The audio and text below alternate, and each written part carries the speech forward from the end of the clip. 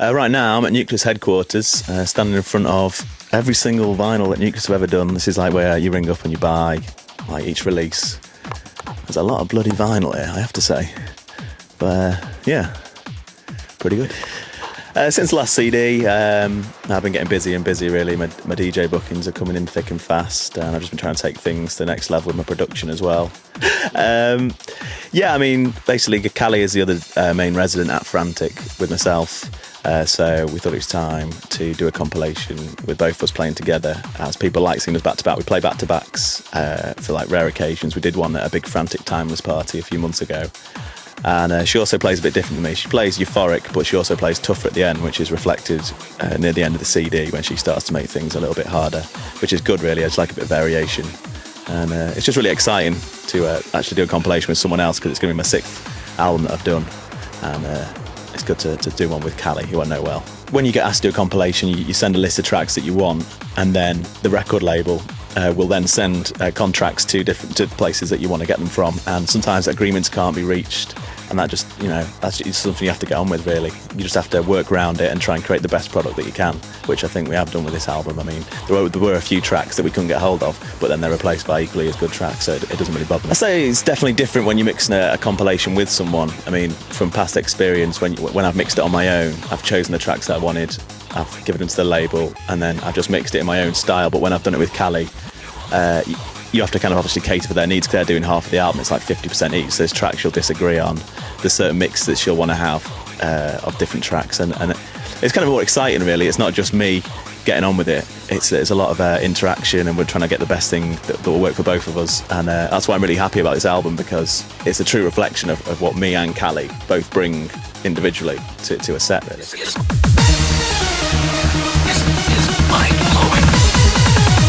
The big news this week really is I've had my Japanese tour confirmed, which I'm really excited about. I'll be going out there September 8th. We're playing in Osaka, Tokyo.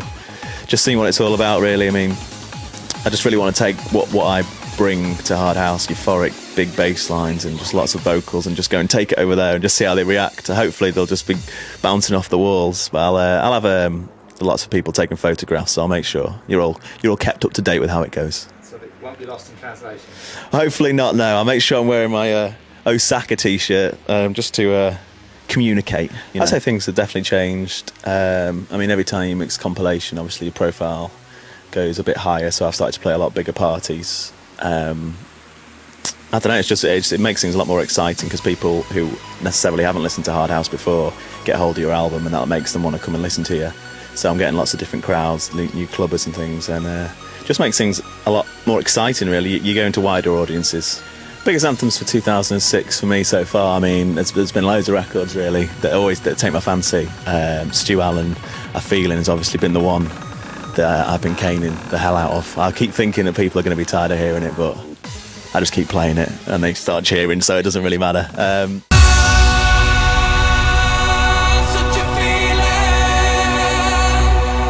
As I said, Heaven on Earth by Dougal and Gamma is another track. It's a technical remix that's on the compilation. I think that's going to be ridiculously big. I absolutely love the vocal. It's all about vocals, you see. The kids love vocals.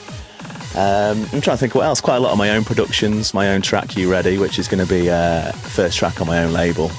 That's a really big track that's just been killing it everywhere. So, I mean, there's always loads of tracks, but there's certain ones that just keep getting played over and over. And I have to say the biggest tune for me this year so far, and for Cally, strangely enough, has been Feeling by Stu Allen. Global Gathering was insanely good, amazing. I mean, I played on the Friday Contagious stage, then went down to Slinky, then came back on the Saturday for the main set again on the Contagious stage. About 3,500 people gathered around the stage for my last set.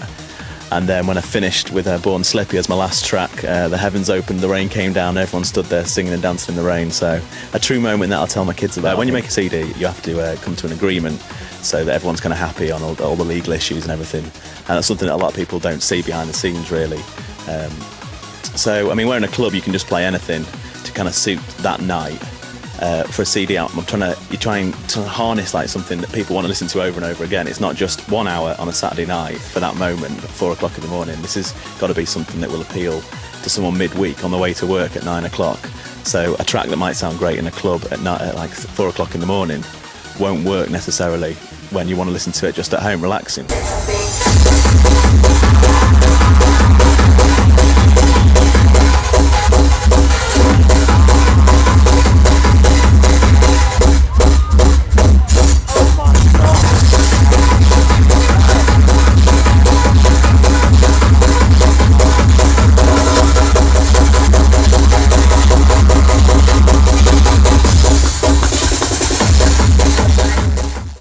why for the Frantic album I've tried to go for a lot of vocals. All the tracks that are on the compilation, me and Cally play out regularly, but kind of a bit more obvious, big vocals, big hooks, more kind of something you can listen to all the time, and it's not just some record that'll work in a club but won't work anywhere else.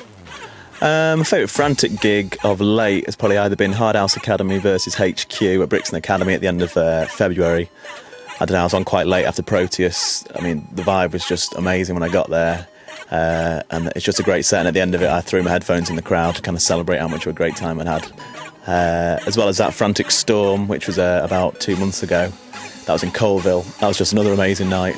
So yeah, I mean, Frantic parties are always just going off. I mean, they just keep getting better and better for me, really, and that's why I'm happy to be part of such a great brand. But apart from that, Slinky, Good Grief, I mean, they're always massive parties. I have great times all over the country, really. Each weekend is an adventure in Whitby World. Definitely, I definitely think they're the tracks that are on the CD are ones that will appear, that we play in sets already. A lot of the material's quite new, though, especially there's a track on there called Heaven on Earth, which I got hold of, which I haven't had time. I've only played out a couple of times, but I already know it's going to be in most of my sets the next few months because it's such a big record.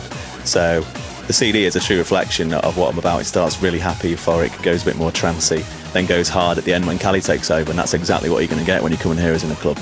Yeah. What do vocals do for you that apparently they don't do for other DJs? I don't know, I mean, I've always had a thing about vocals. I mean, for one thing, girls love vocals. Not to say that I'm trying to appeal just to girls, because it's not like that, no. But I mean, I don't know, you play a vocal in a club, and if people recognise it, the whole club starts singing, and it just picks the whole atmosphere. At 1 minute we're just driving along, then a vocal on top of it, it just takes things up a notch. People love to sing along to it, and that's why there's a lot on this album. Coming back to why I've put this on, put so many vocal tracks on this compilation, is because you just, vocals, people love them. They always want to hear them, and midweek, that's the kind of thing that cheers you up. During the week, I'm usually in the studio on Monday and Fridays, and then obviously Tuesday, Wednesday, Thursday. I've got 3 websites that I have people that look after them for me, but I'm always obviously checking. I have the first one is a Don't Stay In group that was set up by clubbers. Second one is my MySpace page, which I set up only a few months ago. It's already had about 11,000 hits. It's got videos on there, press shots. I mean, you can email me through it. It's just like a really interactive thing, and that's www.myspace.com/DJ Andy Whitby. And the third and final one is the official website, andywhitby.com. Which has got all my dates, press shots, you get downloadable wallpapers, there's demo mixes on there, tune clips, information on where you can buy all my compilations. So it's just like a little roundup of everything, really. But to make it simple so you can find all those places, it's andywhitbyworld.com. That's where you can find all 3.